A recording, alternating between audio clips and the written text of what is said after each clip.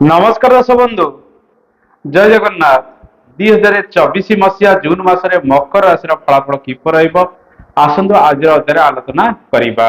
दर्शक बंधु मकर राशि अनेक परिवर्तन आसव कि शुभ फल मकर राशि प्राप्ति हम कि ग्रह मकर राशि शुभरे चलुंट। बृहस्पति मास सारा आपणकर पंचम स्थान चलन करेंगे। गुरु सुधी मास सारा प्रदान आपण को करेंगे। शनिदेव मास सारा आपणकर द्वितीय स्थान चलन करेंगे।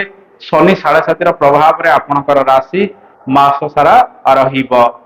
राहु मास सारा आपणकर तृतीय स्थान चलन करेंगे। नवम स्थान केतु मास सारा चलन करेंगे। मंगल मास सारा आपणकर चतुर्थ स्थान स्वस्थान चलन करेंगे। रुचक नामक राजयोग आपण को प्रदान करेंगे। रवि मास आरंभ पंचम स्थान चलन करेंगे। रज संक्रांति जून मास 15 तारिख ठारू से षष्ठ स्थान चलन आरंभ करेंगे। बुध मास आरंभ पंचम चलन करेंगे। स्वस्थान षष्ठ स्थान से 14 तारिख ठारू चलन आरंभ करेंगे। शुक्र मास आरंभ आपणकर पंचम स्थान चलन करेंगे। 12 तारिख ठारू शुक्र आपणकर षष्ठ स्थान चलन करेंगे। दर्शक बंधु यही समय बृहस्पति चलन राहुंकर चलन एवं शुक्र बुधंकर चलन किछि दिन पर्यंत शुभरे रहउतिबारु मासर द्वितीयार्धरे रवि मध्य शुभरे रहउतिबारु विभिन्न कर्म क्षेत्र रे मकर राशि व्यक्ति माने सफल हेबे। शनि 7.5 प्रभाव रे आपणकर राशि रहउतिबारु अस्थिगत पीड़ा वायु जनित समस्या बा गैस जनित समस्या समय समय आपण अनुभव करिवे। स्वास्थ्य को नहीं आपण समय समय चिंतित रही पारती किंतु बृहस्पति प्रभाव आपणकर राशि को रहुची समस्या आसिले मध्य ताहा समाधान होई जिवो एवं स्वास्थ्य रे मध्य आरोग्य लाभ आपण करिवे। आपणकर पंचम स्थान रे शुक्रंकर स्थिति 12 तारिख पर्यंत रहिबो। 12 तारिख पर्यंत स्वास्थ्य क्षेत्र रे उन्नति लाभ हबो किंतु 12 तारिख पर ठारू स्वास्थ्य किछि हानि होबार संभावना मध्य रहिछि। दर्शक बंधु यही समय डायबिटीज रोग प्रति आपण मासर द्वितीयार्धरे अधिक सावधानता अवलंबन करेंगे। पेट जनित पीड़ा समय समय आपण अनुभव करेंगे। मां का स्वास्थ्य सामान्यतम रहिबो बा निश्चित रहिबो। पिता का स्वास्थ्य रे धीरे धीरे सुधार आसिबार संभावना मध्य बढ़ी जिवो। दर्शक बंधु नूतन गर्भ यदि धारण करने चाहते मासर प्रथम 12-13 दिन पर्यंत संतान सुख आपन को भल प्राप्ति होबार योग रही। यही समय आप गर्भ धारण करेंगे। बृहस्पति चलन मास सारा आपणकर पंचम रहूथिबारु गर्भ धारण करने समय अनुकूल रहिबो। आपणकर व्यवसाय वाणिज्य किपर रहिबो। चाकरी क्षेत्र में किपरि सफल हेबे। कर्ममय जीवन किपर रहिबो। आपणकर आर्थिक क्षेत्र आय व्यय स्थिति किपर रहिबो आसंतु से विषय आलोचना करिबा। आपणकर आय भावर ग्रह मंगल अटंती। मंगल रुचक नामक राजयोग रे आपणकर चतुर्थ स्थान रे मास सारा चलन करेंगे। धन भाव में शनिंकर चलन रहिबो। रोजगार विभिन्न दिगरु आपणक पाखक आसीबार संभावना रही। कृषि संबंधित कर्म क्षेत्र आपण सफल हेबे। ट्राभेलिंग कार्य जो माने करूचंती फार्म हाउस कार्य जो माने करूचंती कोनसी जंत्रपाति संबंधित कार्य करूचंती से माने सफलता पाइबार संभावना रही। कलाकार माने जो माने नृत्य संगीत विभिन्न कला रे नियोजित होइचंती सेमाने मध्य एई समय सफलता पाइबार संभावना रही। आपणकर कर्म भावर ग्रह शुक्र अटंती। शुक्र मासर प्रथम 12 दिन पर्यंत स्वस्थान रे बृहस्पति सहित जोग संबंध रे जो माने टीचिंग करुचंती बा शिक्षादान करुचंती बैंकिंग रे रहुचंती लेखा पढ़ार कार्य गुड़िक करुचंती हिसाब पत्र कार्य करुचंती सेमाने मध्य सफलता ए मासरे प्राप्ति करेंगे। आर्थिक लाभ से ये सब दिगर मिलबार संभावना रही। तेणु ए मासरे भल रोजगार पूर्व मास ठारू आपण पाखक आसीपारे किंतु शनि 7.5 प्रभाव रे आपणकर राशि रहउतिबारु विभिन्न समय बद खर्च मध्य बढ़िबार संभावना रही। तेणु खर्च उपरे आपणकर नियंत्रण अनेक समय रहिबा आवश्यक। आपणकर व्यय भावर ग्रह बृहस्पति अटंती। से मास सारा पंचम चलन करेंगे। आपणकर संतान पिछे पिला पिली पिछे सहित कौन बुलाबुली मनोरंजन भित्तिक कार्यक्रम किसी खर्च वृद्धि समय समय हो पारे। ओवरऑल जो देखा आर्थिक क्षेत्र पूर्व मास ठारू सुदृढ़ रहिबो। खर्च उपरे केवल नियंत्रण रखंतु। ବ୍ୟୟ ବୃଦ୍ଧି କିଛି ଅପବ୍ୟୟ ସମସ୍ୟା ହୋଇପାରେ, ଅନ୍ୟଥା ରୋଜଗାର ଆପଣଙ୍କ ପାଖକୁ ଭଲ ମଧ୍ୟ ଆସିପାରେ। ଦର୍ଶକ ବନ୍ଧୁ ଆସନ୍ତୁ ଜାଣିବା କର୍ମକ୍ଷେତ୍ର କିପରି ରହିବ। କର୍ମକ୍ଷେତ୍ରରେ ପରିବର୍ତ୍ତନ ଆସିବ, କର୍ମକ୍ଷେତ୍ରରେ ଉନ୍ନତି ପ୍ରଗତି ହବା ସହିତ ନୂତନ କାର୍ଯ୍ୟଭାର ଆପଣ ଗ୍ରହଣ କରିପାରନ୍ତି। ରାଜନୀତି କ୍ଷେତ୍ରରେ ଆପଣଙ୍କୁ ସଫଳତା ମାନ ସମ୍ମାନ ମିଳିବାର ସମ୍ଭାବନା ରହିଛି। ମାସର ଦ୍ୱିତୀୟାର୍ଧରେ ଆପଣଙ୍କର ପଛରେ କେହି ଚୁଗୁଲିଆ ବି ମଧ୍ୟ କର୍ମକ୍ଷେତ୍ରରେ କରିପାରନ୍ତି। ସାମାନ୍ୟ ପରିଶ୍ରମ ଅଶାନ୍ତି କିଛି ବଢିପାରେ, କିନ୍ତୁ ଆପଣଙ୍କର କେହି କିଛି ଏହି ସମୟରେ କରିପାରିବେ ନାହିଁ।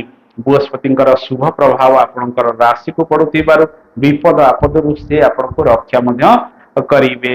କର୍ମରେ ପରିବର୍ତ୍ତନ କରିବା ପାଇଁ ଯଦି ଚାହୁଁଛନ୍ତି ମାସର ପ୍ରଥମାର୍ଦ୍ଧଟି ଶୁଭପ୍ରଦ ରହିବ।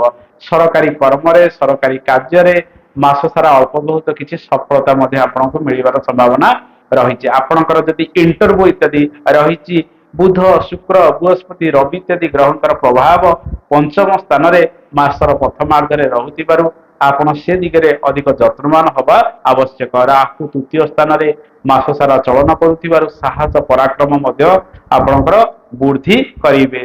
ମଙ୍ଗଳ ମାସ ସାରା ଚତୁର୍ଥ ସ୍ଥାନରେ ରହି ଉଚ୍ଚକ ନାମକ ରାଜଯୋଗ ପ୍ରଦାନ କରୁଛନ୍ତି। ଜମିବାଡି କାର୍ଯ୍ୟ ଠାରୁ ଆରମ୍ଭ କରି କୃଷି ସମ୍ବନ୍ଧ କ୍ଷେତ୍ରରେ କିଛିଟା ସଫଳତା ପୂର୍ବ ମାସ ଠାରୁ ମିଳିବ, କିନ୍ତୁ ବେଳେ ବେଳେ ଏ ମଙ୍ଗଳ ବିବାଦଗ୍ରସ୍ତ ମଧ୍ୟ ଆପଣଙ୍କୁ କରିପାରେ। ଆପଣ ଯତ୍ନବାନ ସେ ଦିଗରେ ହବା ଆବଶ୍ୟକ। ମାଙ୍କର ସ୍ୱାସ୍ଥ୍ୟର ଯତ୍ନ ନେଇ ପ୍ରତ୍ୟେକ କାର୍ଯ୍ୟ କରିବା ଆବଶ୍ୟକ। ଯେଉଁମାନଙ୍କର କୋର୍ଟ କେସ୍ ଇତ୍ୟାଦି ପୂର୍ବରୁ ଲାଗି ରହୁଥିଲା ତାହା ଅଧିକ ତ୍ୱରାନ୍ୱିତ ହେବାର ସମ୍ଭାବନା ରହିଛି। ସେ ସବୁ ତାରିଖ ଗୁଡିକ ଅଧିକ ତ୍ୱରାନ୍ୱିତ ହବ, ଆପଣ ସେ ସବୁ କାର୍ଯ୍ୟରେ ଅଧିକ ସକ୍ରିୟ ହୋଇଯିବେ। ଋଣ ଜନିତ କାର୍ଯ୍ୟ କ୍ଷେତ୍ରରେ ମଧ୍ୟ ଆପଣଙ୍କୁ ସଫଳତା ମିଳିବାର ସମ୍ଭାବନା ରହିଛି। ଆସନ୍ତୁ ଜାଣିବା ଏହି ସମୟରେ ବ୍ୟବସାୟୀ ବନ୍ଧୁମାନେ କିପରି ସଫଳତା ପ୍ରାପ୍ତି କରିବେ। ଆପଣଙ୍କର ସପ୍ତମ ଭାବର ଗ୍ରହ ଚନ୍ଦ୍ର ଅଟନ୍ତି ଏବଂ ବ୍ୟବସାୟ ବାଣିଜ୍ୟର ସ୍ଥିତି ଯଦି ଦେଖିବା ମାସର ପ୍ରଥମାର୍ଦ୍ଧଟି କାରବାର କ୍ଷେତ୍ରରେ ଅଧିକ ଉତ୍ତରୋତ୍ତର ଉନ୍ନତି ଆସିବ। ମାସର ଦ୍ୱିତୀୟାର୍ଦ୍ଧରେ ବ୍ୟବସାୟ ବାଣିଜ୍ୟରେ ଅଧିକ ନିବେଶ କରନ୍ତୁ ନାହିଁ। କାରବାର ତ ମାସ ସାରା ଅଳ୍ପ ବହୁତ କିଛି ଭଲ ରହିବ, କିନ୍ତୁ ବାକି ବୁକର ଧାର ଉଧାର କାହାକୁ ମାସର ଦ୍ୱିତୀୟାର୍ଦ୍ଧରେ ଅଧିକ ଦିଅନ୍ତୁ ନାହିଁ। ଯଦି ନୂତନ ବ୍ୟବସାୟ ବାଣିଜ୍ୟ ଆରମ୍ଭ କରିବା ପାଇଁ ଚାହୁଁଛନ୍ତି, ବୁଧ ଶୁକ୍ର ଇତ୍ୟାଦି ଗ୍ରହ ଶୁଭରେ ରହୁଥିବାରୁ ମାସର ପ୍ରଥମ 12 ଦିନ ପର୍ଯ୍ୟନ୍ତ ଏହି ସମୟ ମଧ୍ୟରେ ନୂଆ ବ୍ୟବସାୟ ନୂତନ କାରବାର ଗୁଡିକ ଆରମ୍ଭ କରିପାରିବେ। ବିଦ୍ୟାର୍ଥୀ ମାନଙ୍କ ପାଇଁ ସମୟ କିପରି ରହିବ ଆସନ୍ତୁ ଜାଣିବା। ବିଦ୍ୟାର୍ଥୀ ମାନେ ବିଦ୍ୟା କ୍ଷେତ୍ରରେ ପାରଦର୍ଶିତା ଲାଭ କରିବେ। କଳା ସଙ୍ଗୀତ ନୃତ୍ୟ ସାହିତ୍ୟ ବାଣିଜ୍ୟ ଏବଂ ବିଜ୍ଞାନର ଛାତ୍ରଛାତ୍ରୀ ମାନେ ଭଲ ପ୍ରଦର୍ଶନ କରିପାରନ୍ତି। ସେମାନଙ୍କର ବିଦ୍ୟାର ମାନ ବୃଦ୍ଧି ପାଇବ। କମ୍ପିଟେଟିଭ ଏକ୍ଜାମ କ୍ଷେତ୍ରରେ ମାସର ଦ୍ୱିତୀୟାର୍ଦ୍ଧରେ ସେମାନେ ମଧ୍ୟ ସଫଳ ହୋଇପାରନ୍ତି। ପରିଶ୍ରମ ସେମାନେ ଭଲ କରିବେ। ନିଜ ଉପରେ ଆତ୍ମବିଶ୍ୱାସ ଭଲ ରହିବ, ଯାହାଫଳରେ ପାଠ ପଢାରେ ଇଚ୍ଛା ଆଗ୍ରହ ମଧ୍ୟ ଭଲ ରହିବ। ଲେଖାପଢା କ୍ଷେତ୍ରରେ ଛାତ୍ରଛାତ୍ରୀ ମାନେ ନିଜକୁ ଅଧିକ ପ୍ରାଧାନ୍ୟ ଦେଇ ପ୍ରତ୍ୟେକ କାର୍ଯ୍ୟ କରିବେ। କମ୍ୟୁନିକେସନ ସ୍କିଲ୍ ସେମାନଙ୍କର ବଢିଯିବାର ସମ୍ଭାବନା ମଧ୍ୟ ରହିଛି।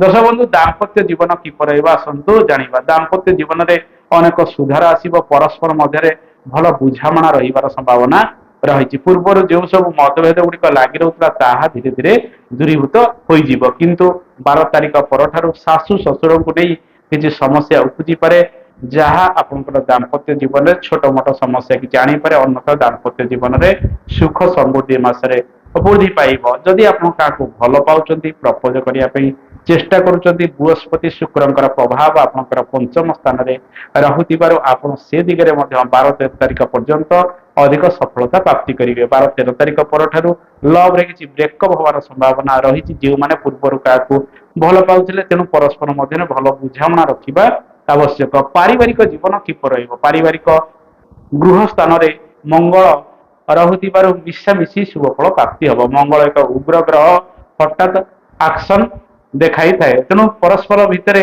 ଭଲ ବୁଝାମଣା ଯେତେ ରହିବ ନିଜର ପାରିବାରିକ ଜୀବନକୁ ଆପଣ ଅଧିକ ନିଭାଇ ପାରିବେ। ମହିଳା ମାନେ ଚାପଗ୍ରସ୍ତ ଏହି ସମୟ କାର୍ଯ୍ୟ କରିବେ। ପୁରୁଷ ଲୋକମାନଙ୍କର ସହଯୋଗ ସେମାନେ ଅନେକ ସମୟରେ ଲୋଡ଼ିବାର ସମ୍ଭାବନା ରହିଛି। ଜମି ଜମା କାର୍ଯ୍ୟ ତ୍ୱରାନ୍ୱିତ ହେବ। ଯଦି ଯାନବାହନ ଇତ୍ୟାଦି କିଣାକିଣି କରିବା ପାଇଁ ଚାହୁଁଛନ୍ତି, ତାହେଲେ ମାସର ପ୍ରଥମାର୍ଦ୍ଧରେ ଅଧିକ ଶୁଭ ଫଳ ଆପଣଙ୍କୁ ମିଳିବାର ସମ୍ଭାବନା ରହିଛି। ଆପଣ ଯେଉଁ ଦିଗରେ ଯାଉଛନ୍ତି ସେ ଦିଗରେ ଅଧିକ କାର୍ଯ୍ୟ ଗୁଡିକ ତ୍ୱରାନ୍ୱିତ କରିବା ଆବଶ୍ୟକ। ନିଜ ଲକ୍ଷ୍ୟ ପଥରେ ଆପଣ ସଫଳ ହେବେ। ଦର୍ଶକ ବନ୍ଧୁ ଏହି ସମୟରେ ଯେହେତୁ ଆପଣଙ୍କ ରାଶିରେ ଗୁରୁ ସୁଧି ସହିତ ରବି ସୁଧି ରହିବ, ଶୁଭ ମାଙ୍ଗଳିକ କାର୍ଯ୍ୟ କ୍ଷେତ୍ରରେ ଆପଣ ସଫଳ ହୋଇପାରିବେ।